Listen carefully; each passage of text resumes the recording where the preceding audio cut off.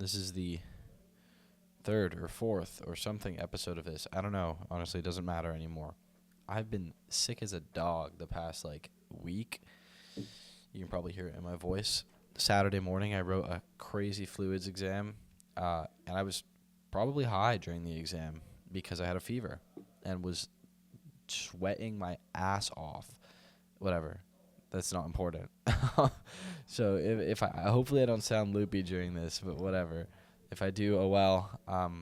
And I hope that I'm feeling better this week. I got some guys coming on for actual episodes, and I'm really excited for that because I've been meaning to have these dudes on for so long. And there's all my friends keep coming up and being like, yo, we got to do an episode. And I keep saying yeah, and then random shit keeps happening, and it keeps getting in the way, so I haven't been able to do it. But it's coming.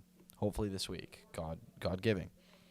Anyways, today, the title, Revenge, Violence, and Rapacity. There's a cycle of hate in the world that in order to break, someone needs to step up and be the bigger person. I'm sure that there's been a time that somebody has totally screwed you over, and I'm also sure that you probably remember how it made you feel, because chances are it made you angry. Now, obviously, anger needs to be expelled, and it's great if you can do it in a constructive or a productive way, like getting yourself to work harder, or train a little faster, or train a little better. But sometimes the overbearing hatred towards one person is far too much for an individual to handle, and instead, we let it spiral us out of control.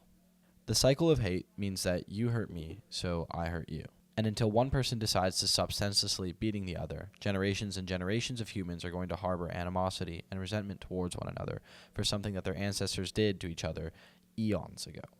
I believe that resentment and hatred are not raw emotions, and that instead they are derivatives of love.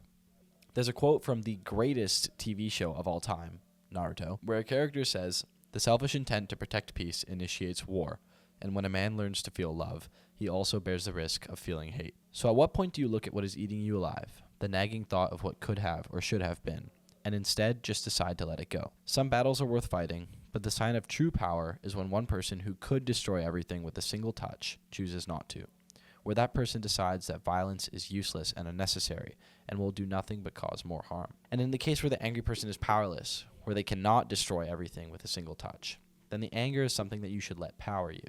It should power you to find power. It is exceptionally hard and arguably impossible to forget the past, but it can be used as a reminder of what we do not want to become.